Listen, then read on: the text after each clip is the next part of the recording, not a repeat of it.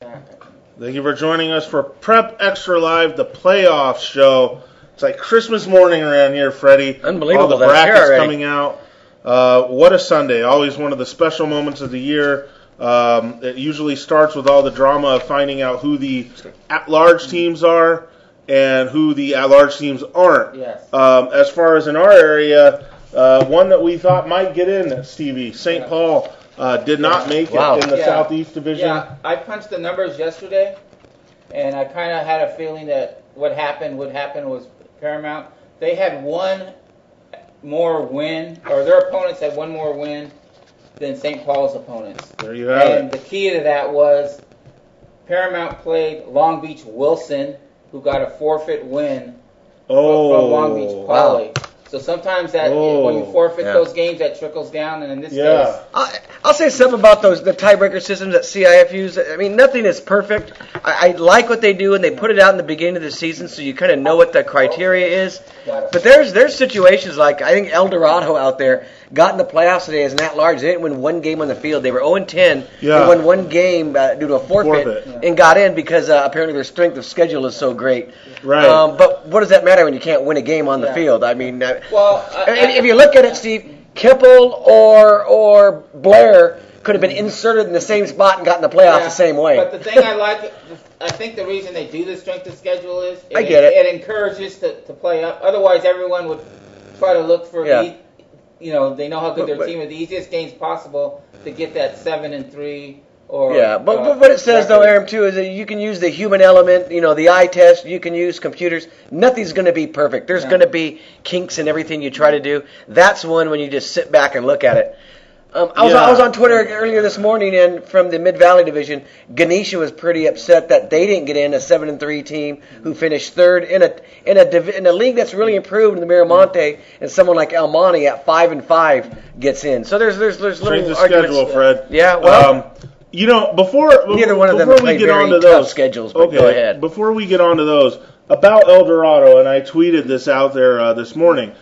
Before I get all upset about El Dorado making it in and them being 1-10 or 1-9 after a forfeit, I need to see the other teams that they made it in over. No one's mentioning that. Is there a 6-4 team that didn't get in because El Dorado did? Well, show me the other teams. There couldn't be anyone much worse on paper. Right, but are we crying that a 2-8 team didn't get in? I don't know. So that's the interesting thing, but it doesn't look too good. Well, next time take a look before you come on the show and you come up with that thought. Well, I mean, it's not my division. I mean, I think everyone that's complaining, I'm not the one complaining. Everyone that's complaining about it, they should take a look and see who exactly El Dorado made it over before, complaining about it. Now, moving on, the Southeast Division, like we said, St. Paul didn't make it in. Yeah. That's because Ayala did. And this is the good news for Ayala. Ayala's in the Central. Oh, excuse me, in the Central Division. In the Southeast Division, it was Paramount did. Yes.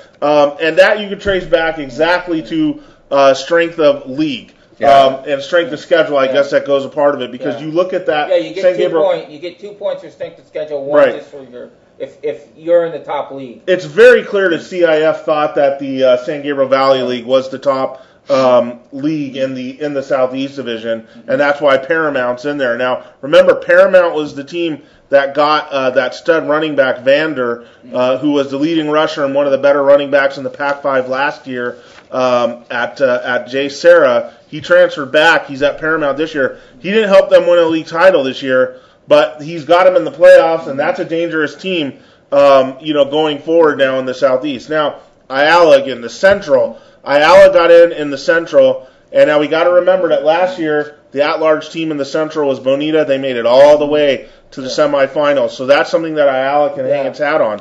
It's not impossible to go on a run as an at-large in that division. Then Freddie was saying the Mid-Valley Division. The Mid-Valley Division, they had 4 at-large berths to get, 12 guaranteed spots, 4 at-large berths for the other ones. El Monte gets in. Covina gets in. And that kind of rounds out, I guess, what we'll talk about for the local area as far as at-large berths go. Well, El Monte getting in says a lot about the Mission Valley strength of schedule in that group of leagues. I mean, I don't know the last time that they really had an at-large. Well, plus they're non-league. When they played, they did go after. You look at Arroyo, Rosemead, because your strength of schedule. El Monte played Montebello. Your strength of schedule is not just the leagues you play, it's Yeah. the teams that you played, the teams they played. I mean, it's Yeah. really, it's a system that goes on and on. Yeah. That's why the Miramonte, I hear Ganesha's argument, but to Aram's point, when you look at all of the non-league teams, those teams that Miramonte faced, they weren't that strong in Right. comparison. It's just And that's like probably what just did like them the in Southeast with schedule strength. Pioneer, they were 7-3, but I think their opponents combined Yeah. for like 35 or 36 wins, and the like Paramount, like I said, had 50. That's 20 more wins. And there was some other little whining, like, how did Claremont get in at 7-3 over Ayala, who was 3-7? Well, Ayala beat Claremont head to head, and that's a big factor 4 in their points. tie-breaking That's system. 4 points. That Yeah. knocks you out. I mean, Yeah. Claremont, that's unfortunate. There's a You team can't that started. overcome 4 There's a team that started 7-0, that lost its last 3 games, and they're out. Very disappointing for them. Well, let's talk about who's in. Yeah, let's talk about who's in, and we'll start right at the top. The Pac-5, we only have one local team that competes at that level, and that's Bishop Amat. And Freddie, you and other Bishop Amat people, and whoever's looking at this fairly, have really got to like Amat's draw. Well, I think, I mean, and I'd even tweeted out this morning that this is what I thought would happen, and this would be the best possible scenario, and it is. I mean, you've got Centennial and St. John Bosco, the two 10-0 teams that everyone wants to avoid as long as possible. I think everyone has penciled those in. If you're doing a mock draft, there's no way you can't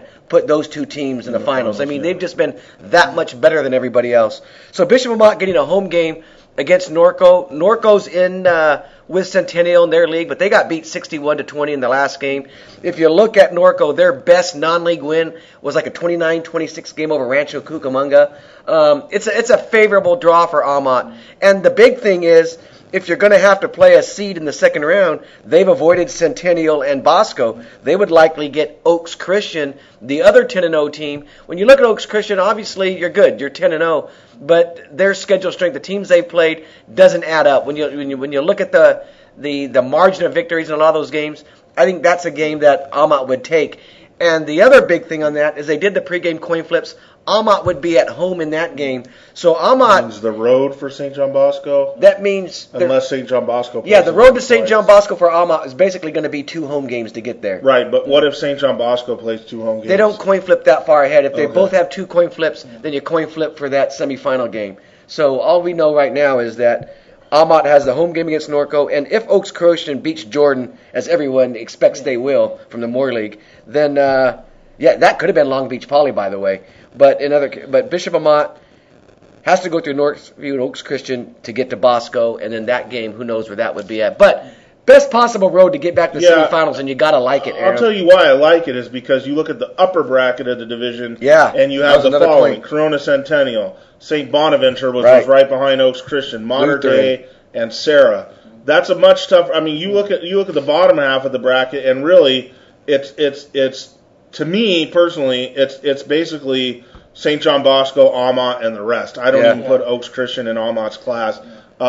So I wouldn't go that far as not to put any. I think a team that's 10-0, you got to put in their class. But it's not the Oaks Christian juggernaut of years past, right? So in that sense, it's favorable. But no matter where Amat was going to be in the semifinals, you were going to have to face Centennial or Bosco.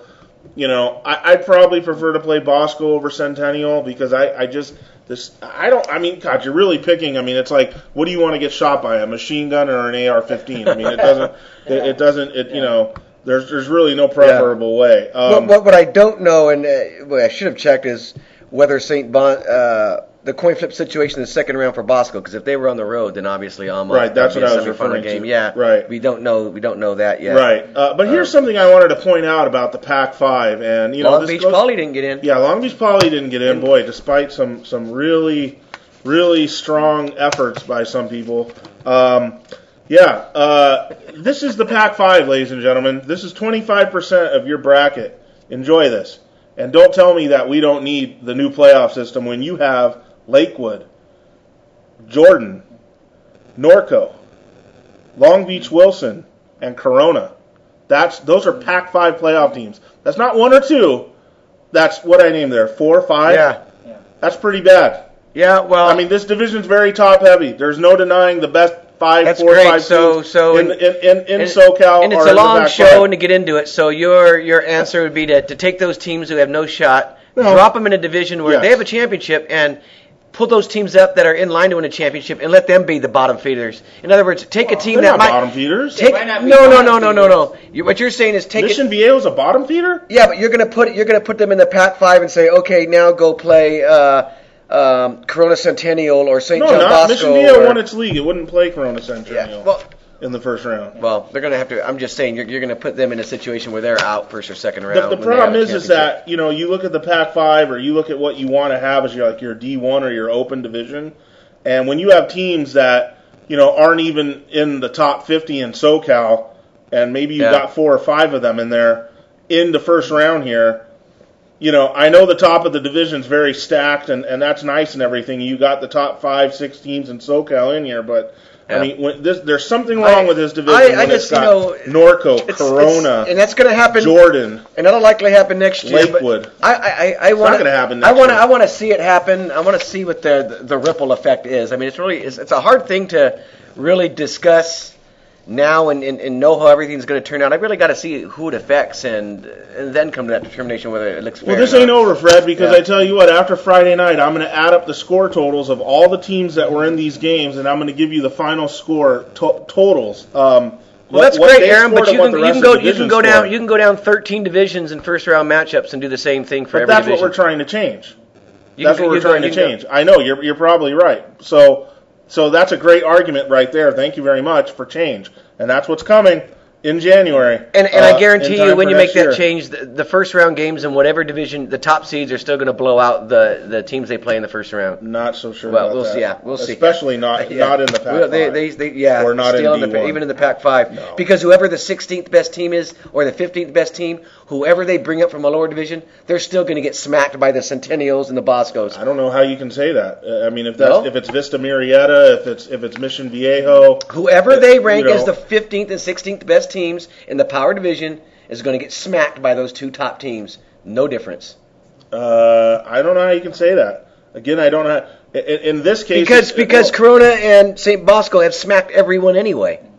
That's not going to matter who you pull up. They would beat them down like they would beat down anybody else. I'm pretty sure they're going to give. But all you're doing is taking a team that had a chance to win a championship in another division and letting them be the guinea pig. So you're saying to me that St. John Bosco wouldn't get a better game from Mission Viejo than Corona would? Yeah, they would get a. I guess Mission Viejo's not a good. Whoever it is, they would probably get a better game. But I still say it's not fair for that team that has to come up and be that team that gives them the better game. That's all. When 5 of your 16 teams in this playoff thing are that bad, boy, not a really good thing for. Come on, this is 2015, Aaron. Let's get into 2015. Yeah, I'm just it's just further proof of what's coming. How far do you have? What do you have Almont going? Top of your head? Do you think semifinals? Yeah, semifinals. I like their chances. Yeah, I do too. I like I said, I don't think Oaks Christian's in the same class as them. Yeah. And so I think Almont's top 5 in this division, and I think they could give Bosco a good run. I just want to see that game. Their offense is going to have to be flawless that night. It's going to have to trade points, and they're going to have to find a stop here or there. Last year going to the playoffs, there was the thought that there was no way that if Almont got to Centennial, they'd have any shot. It was 38-37, and they had a chance to win it on a 2-point conversion. I just think get there. Yeah. I would love to see Almont in that situation where nobody thinks they have a chance with a team this talented. I just think they're as capable, maybe more capable than anyone, Aram, of giving one of these 2 top teams a game. Yeah. All right. Well, yeah. We'll see what that. I agree with that. Yeah. I agree. You get in that one game, and anything can happen. I mean, you have turnovers that you don't really, unforced turnovers. And I think they've been waiting all year to be in that situation where they're the big underdog in a game like that against those heavyweights. I hope it gets there, and they've got the best path to get there possibly 2 straight home games. I think you give them too much credit in that department. But all right. Let's move on. Let's move on to the Central Division. This was an interesting. One of my favorite Actually, my favorite local division is this one. Okay, well, this was an interesting situation here. I was a little surprised by the overall seeding. It's going to be hard to argue, that San Marino really, really should have been in the top 2. especially when the team that got the 2 seed over them is another 10-0 team in Yeah. Summit. But it's just another kind of slap in the face, in my opinion, to San Marino and the Rio Hondo League, and just a reminder that, hey, as far as CIF and as far as everybody else, around this division goes, the Rio Hondo League is still considered to be the bottom league in this division. And so Charter Oak got the number 1 seed at 9-0. Summit got number 2 at 10-0. San Marino's the number 3 seed at 10-0, and Glendora's the number 4 at 9-1. And now what that does, Freddie, what I really wanted to have happen in the Central Division was have San Marino and Glendora on a collision course to play each other, and then the winner would play Charter Oak if the seedings played out. Okay, if everything went according to plan, which it doesn't always do. Now we've got I would have loved that. Now that can't happen. No. Now Charter Oak and Glendora are on that semifinals collision course, and that's a rematch. If I'm going to see that rematch, I want to see it in the finals. I don't want to see it in the semifinals. Well, San Marino and Summit are on.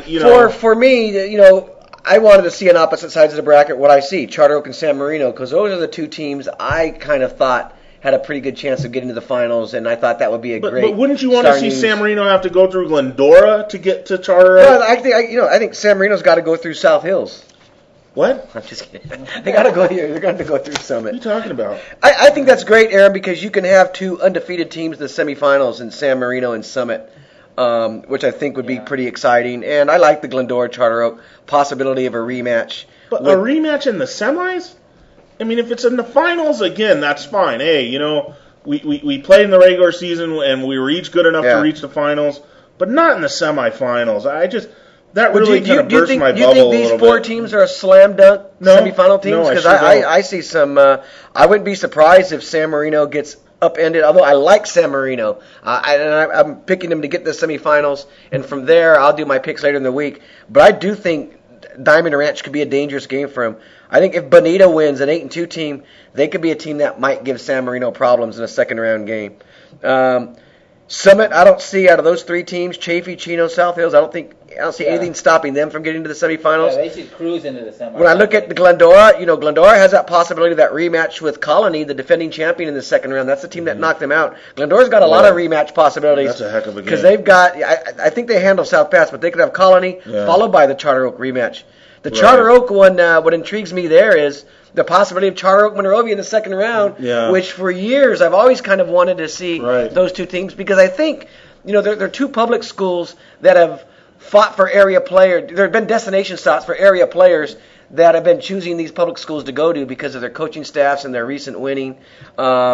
And I think that would be a great game. And I can see that game absolutely happening in the second round, Monrovia at Charter Oak. Yeah, it's just too bad to me that this isn't the normal powerhouse Monrovia team. Maybe after that San Marino loss, they put together a couple nice wins, and maybe they'll be back to themselves. But Monrovia has quite a bit to prove here in this division still.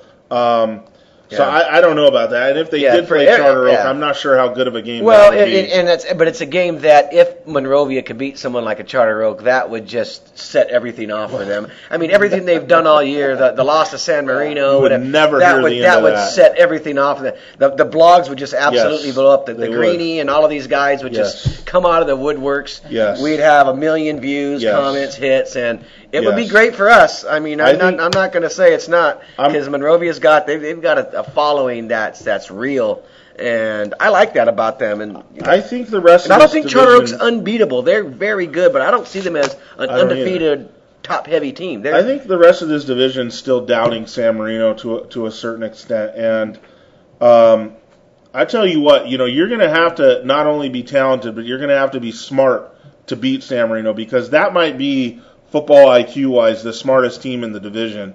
And not only are they smart, they're talented.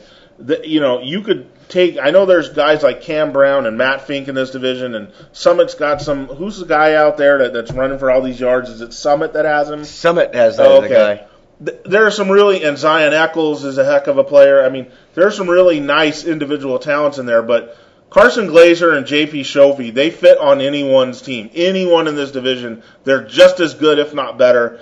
And now this team's got a little chip on its shoulder again about, people are still doubting us. The fact that, like you mentioned, Glendora, Colony, Monrovia, Charter Oak are all in the upper, the stage is set. The path is there for San Marino to punch through, get to that Summit game, and if they can win that, be on the verge for a title. So and even though it's not what I wanted, the draw for San Marino is actually pretty good. In Colony, that's a really dangerous team because they played a ridiculous non-league schedule, and then they went ahead and ran the table. And they're still athletic. They could be as good as anyone in this division. They could have been a seeded team. It might be a pick-em game against Glendora in the second round. Seriously, because they played an unbelievable. They played like 2 or 3 Pac-5 teams. Now you want to talk about never hearing the end of it, Fred? Imagine if Colony plays Glendora and beats them, and you got to hear from Michelle Gardner. Oh, yeah, exactly. Okay, how about that one? Anyways, okay, let's move on. We'll go to the Southeast Division now. This is kind of heavy with Whittier area teams. I guess the first thing, we talked about St. Paul did not make it in. Lucerna did get in. They are the number 1 seed, but they get that tough. When you're the number 1 seed, kind of like, even though La Mirada wasn't the 1 seed last year, but they were the 2, you got that tough at-large team to play.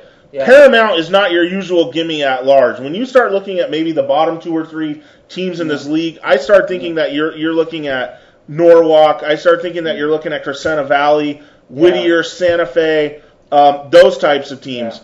Not Paramount. Paramount's one of the top 10 teams in this division. Yeah. And Lucerna draws them first round. That's a tough first round for a number 1 seed. Yeah, Paramount played Downey the other night for that third slot in the San Gabriel. Yeah. And like I said, that's probably the top league in the division. So they're playing a team that could easily have won their league. And they have one of the most dangerous players in the division in Vander. Yeah, ooh, that's rough, man. You would think a team that's rough. Who's 2? 2 is La Mirada. You think a team like and I know they have their formula, but you think the number 1 seed would face someone like Norwalk, who, from what I saw them against La Mirada earlier, and they put up no fight against La Mirada. Right. So you think that would be like if it was like an exciting division. If it was 1 versus 16. I think it would be like a Norwalk or... Last year, it was utter chaos with Crescenta Valley winning the whole thing and going undefeated, but St. Francis got booted. La Mirada got booted in the first round. St. Francis in the second round. Wild things happen in the Southeast Division. There's no safe game. Yeah. La Mirada got a much better draw this year. They're playing Santa Fe. Okay, like I said, this is one of the bottom 3 or 4 teams. They ain't going out in the first round this year. Yeah, you know that Machete. No matter what, the first round game might be even bigger than the championship as far as this team because it's like we are not losing first round. They're not losing this game. They've lost the last 2 years in the first round. I can guarantee you. I will guarantee right now. They will not lose that first round game. If they lose that first round game, I'll probably retire. Yeah, this Santa Fe team is like. I'd retire and go join Machete's staff because he's going to need me. It's pretty one-dimensional. They have Edward Cisneros as their running back, who's had a pretty good year. They're not a great passing team, so this kind of fits. And they don't match up with La Mirada's athletes. But even then, you look at if La Mirada wins this game, you're probably going to play Compton Dominguez in the second round. Yeah. And if you're not playing them, you're playing Burbank. You're going to get a game. Well, I was looking at that. First round games, there's some tough ones, but once you get that second round, all bets are off. You can call them all pick'ems. All bets are off. You can call them all pick'ems. Because those teams by that point, you're right. There's just so many. It's loaded. The question is St. Francis favored this week on the road at Warren, the team that went in as the number 1 team out of the St. Francis? After the way if it's a healthy St. Francis, if they have there's a lot of concern. They have their running back and they have Foster, the receiver, and the Miles Bryan is a good quarterback. Steve, after they had to dig down and get a win over LaSalle to get in the playoffs, that's concerning. Yeah, and they're on the road against Warren. This is a tough draw for St. Francis. And if you're Warren, you're sitting there saying, we won our league in it was a 3-way tie for the championship. We won the coin toss. We're the number 1 team out of our league, and this is what we get first round. St. Francis. Right. Thank you. Jeez. Congratulations. So like Fred said, there's a lot of tough games in the first round, and then in the second round, all bets are off. Right. And they're off all the way to the championship game. Because any one of those 8 can get hot and do it, or is capable of doing it. This division, I don't think Glenn Martinez could have done a better job or will ever do a better job with any division ever, anywhere than what he did with the Well, Southeast. that's what I said this because year. it's a beautiful thing. And it's Everyone's got a shot. And it's Martinez who's doing this in the Central, right? And Yeah. I mean, he's responsible for these. Yeah, I don't they're think it's great ever. I don't think divisions. it's ever been better. No. And all the years have Certainly been doing not. this. But this might that's be parity. the most perfect division CIF and Glenn Martinez Yeah. will ever put together. Yeah, it's great. great. It's that good. Because you've got a lot of the parity, you've got a lot of these teams that are kind of regionally they're not that there's no Right. ridiculous drives. Right. It allows That too, it yeah. allows fans to Right. get there from Right. both sides and get to road games. Right. That's what I love about what they've done, CF, at the playoffs. And what kind of also worries me about the new format that could be cutting is I like the geographic proximity stuff that they've done with the That's playoffs, true, yeah. where your road games aren't 3-hour drives, and But that's don't what's you great miss about like it. our SGV teams like playing down in Orange County? I kind of miss like Charter Oak playing Tribuco Hills. That was always fun, man. To go down there and play these. Los Altos played at Tustin. Yeah, right. Yeah. And you go play these Orange County juggernaut teams and beat them. And You're it's like, right. oh, you see, we can. I loved those Yeah. games. Yeah, but- Because But I guys like get Ferrara more and excited. Gano, I get more excited about the cross league matchups that are area. I mean, I just they're do. both good, but I just mean, do. It's You not, just- it's you- not you like, had, like- when Monrovia had those really good teams and they had to go all the way to Oh to yeah. Paso Robles. Yeah, those are that's good. that's That was stupid. Yeah. That was I used to tell Steve and Steve Garrison now that was so unfair. Yeah, His because great- he'd have won 5 his CIF great teams. championships. He's Those teams are better than the He's teams the greatest. that won. He's the greatest coach that never won championships because they were so outplaced in their divisions. Dude, those when he had teams great are better teams. than the teams, Yeah. the Monrovia teams. I've always that said won. that, Aaron. I've always said They're Steve better. Garrison Yeah. has had the best Monrovia teams ever. Yes, not the ones right. that won 3 You're championships. 100% I've right. always said that. Those teams would have killed the teams that won. I'm not kidding you. Yeah. Those teams with Gil Harris and Gil Harris. yeah. They were some great teams. Oh man, Ainsworth. Those are. Oh boy. Yeah. Yeah. All right. Okay. Speaking of Monrovia and the Mid Valley Division, a place they are not anymore, but that they used to dominate. The Mid Valley Division. Yeah, is this just a goal? Is this just a Sierra Canyon Paraclete division to win? Because that's if you look at it, they got the number 1 and 2 seeds. You want to think that way, and then you start looking at Northview 9-1, Pomona flammable at any time. Yeah. Montebello. I mean, Montebello is in a little bit of trouble here. I think because of Mendebliz not being here. Then you got San Dimas, dangerous as heck. Well, again. I started looking at this. I thought there are a lot of landmines. My problem is I just don't know what Sierra Canyon and Paraclete have. That was going to be exactly my thinking on my conversation on this, Aaron, because when you look at all of these teams, like our local teams that are good and have a chance, Northview, even Rosemead, I mean, throw them down there, Montebello, San Dimas. Those teams, I think, are capable of beating each other, and then there could be some surprises with Baldwin Park in the playoffs. They got hot towards the end. Covina, Arroyo, then going to run. But what we don't know is Sierra Canyon and Paraclete, are they lapping the field? Are they that much better than everyone else? I don't know. Because if they're not, then this is a great division where you can see a lot of upsets. Right. For me, what's kind of been surprising most of the year, no one has talked about the defending champs. Pomona. It's like They've had some problems. Yeah, but like they played a good what non-league we talked schedule about too. Northview, we talked about the great year Montebello has. Obviously, Sierra Canyon and Paraclete. You did have the best of records, but they really scheduled out. But Pomona still has a few athletes, and that's why I said they're flammable at any time. I'll tell you, they're dangerous. You know what my most intriguing game is in this division? I mean, what do you think the most intriguing matchup is? Well, mine is sure Baldwin Park. I think that can be a very tight game. Yeah. Now that I look at it, I'm starting to go through. Wait, maybe there's 2 or 3 because I like Covina at Arroyo. Yeah. But the one I really like is Bassett at San Dimas because Bassett has come so far to be 8-2. There, I got a message I think from their athletic director talking about you need to look into this because Bassett, their entire athletic department, everything is on its way up. We did a story on it last year at the start of the season. Hector Spathius, the head coach, doing a fantastic job there. So I'd really like to know how far they've come in playing San Dimas in the first round. That is the measuring stick to are they real or are they not real. I mean, they finished second to Pomona in the Miramonte. They played a decent non-league schedule as far as Mid-Valley teams are concerned. Played non-league games. I'm kind of that one's piqued my curiosity. What jumped off the page to me was the Arroyo Covina game on a number of levels. With Arroyo, you were wondering, or you kind of know they're going to need like a pretty good draw in order to get to the semis. And I was thinking after watching them on Friday night, this is the kind of team that could make it to the semis. I don't know if they can go beyond, but you get as Arroyo, you draw. You're not a seed. You're not a top 4 seed yet. You draw an at-large team in the first round, and you get them at home in Covina. And if you're Covina, you're an at-large team, and they're not sending you to play Sierra Canyon. They're not sending you to play Paraclete. As an at-large, they're sending you to play Arroyo. Right. Now, these are two teams that the talent gap just isn't going to be vast. Arroyo might be slightly more talented or whatever, but it's not vast. It could be a great game. It could be a great game. Now you look at them in the second round. Whoever wins this Arroyo-Covina game, they get Montebello, who doesn't have its best player and started to look a little human towards the end of the year, and they can win that game. And I'll tell you what makes this division great, and this goes back to the Glenn Martinez factor and how brilliant he set this up, is third-place teams weren't guaranteed playoff spots. And that would normally, you would get the ridiculous threes from these leagues playing ones. What he did is only 1 and 2s were guaranteed, and he threw in those 4 at-larges.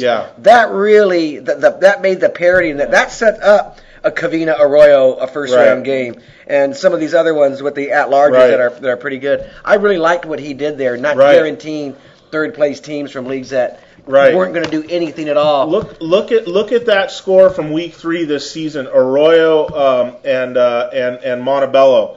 Arroyo, I think it was 36-27. Montebello beat them. That was when Montebello had Mendebliz. Now they don't. So now if you get those two teams in the second round with a spot to the semifinals on the line, and the way Arroyo's playing right now, you might favor Arroyo in that matchup. And if Covina beats Arroyo in the first round and they go against Montebello, they have a shot against Montebello too.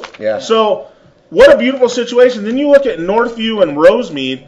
I didn't like the fact that Rosemead drew a team they already played this year. And I'm a little worried about Rosemead because of the way I didn't like some of the things I saw. I know it was a tough loss after the Arroyo game. These guys kind of left it all out on the field, and they were a very disappointed football team. And this happened 2 years ago with Rosemead in the same spot. They lost to Arroyo in Week 10, and when the playoffs came, Fred, they were bounced bad in the first round. Rosemead really has to pick itself up off the mat because they're going against a Northview team in the first round, Stevie. You'll talk to this. I don't know what Sierra Canyon has or Paraclete has, but I tell you what, Northview has some of the best skill guys in the city. They got 3, 4, 5 guys in the skill department. Dominic Ramirez, Antoine Ayers, the QB Comstock, Cooper, Hooper, all these guys. I mean, you just go right down the list. They got a bunch of weapons. The thing with Northview is they can pass and run effectively, and they got depth at those skill spots. At those skill spots, and the quarterback. Comstock, he's only a sophomore, but he plays like a senior. You look at his numbers; he's been incredible. And they're not a top 4 seed. At that. Well, that's this division. I mean, you're talking about Pomona, Northview in the second round. Well, and that goes to, I think Paraclete was like a 5-5 or 6-4 team that got it. Again, it goes back to strength of schedule. Everybody rewarding them. I don't know if they deserved that. Again, but I didn't see him, so it's hard to. What if you get Pomona Northview in the second round? I was just going to say that would be an incredible second round game. That's a second round game? There's good ones. I mean, you could have San Dimas Paraclete, which is a rematch of a lot of big playoff games. You could, you got Montebello against the Arroyo Covina winner probably. The thing about Montebello is now with Mendebliz out, and he's been out since the Paraclete game, they've completely changed their offense. They're leaning more on the quarterback, both as a runner and a passer. So this Gold Coast League got 4 teams in the playoffs. They've got the two. They got 2. Brentwood at Pomona. I think they're a large league.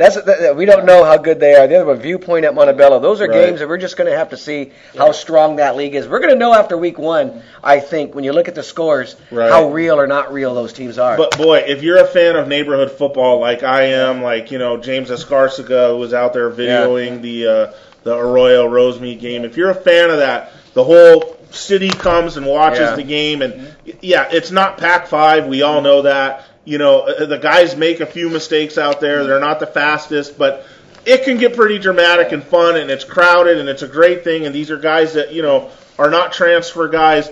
if you're a fan of that, then Baldwin Park, sure, right up your alley. Arroyo, Covina, right up your alley. Yeah. Rosemead, Northview, right up your alley. This is your division, and there's a ton of great games in that division. Bassett in the San first Dimas round. there. Throwing Bassett San Dimas, yeah, same thing.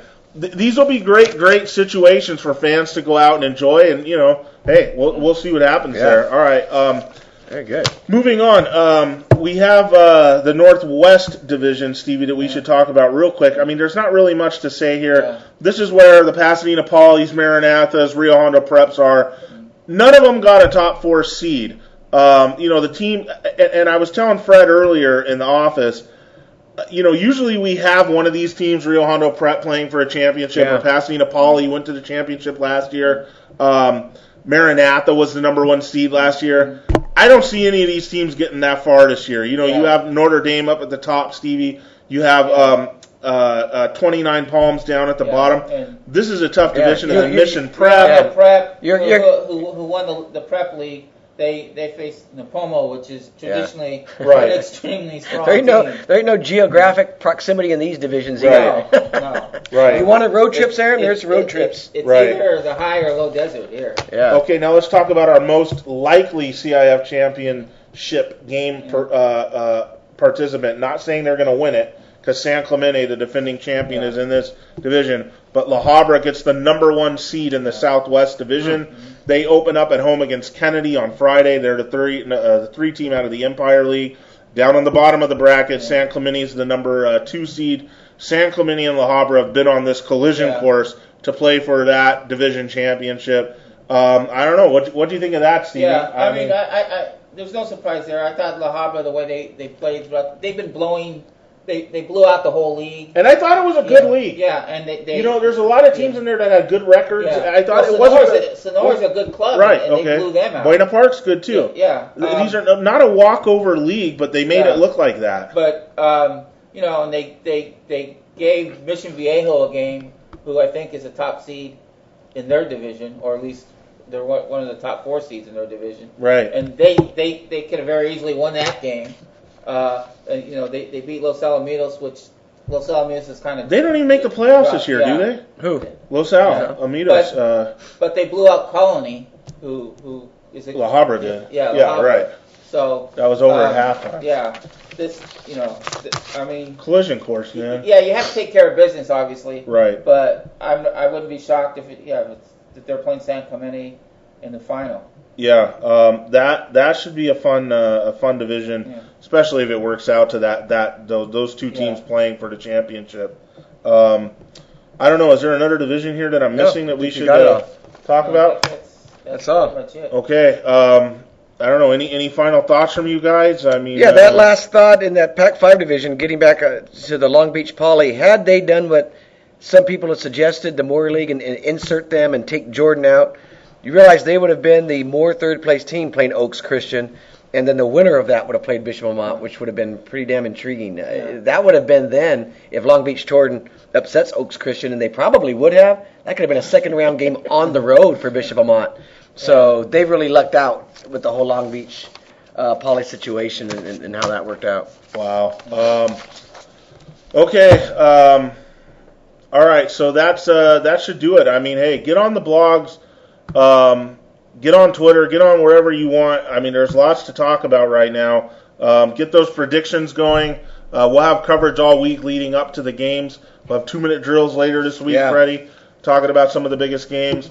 Playoffs are here. Congratulations to those that are in. We're expecting a good show over the next 4 or 5 weeks, and then we'll see what the Bulls bring us and all that stuff. Yeah, Charter Oak, the last thing, if they run the table, they're probably getting a state playoff berth.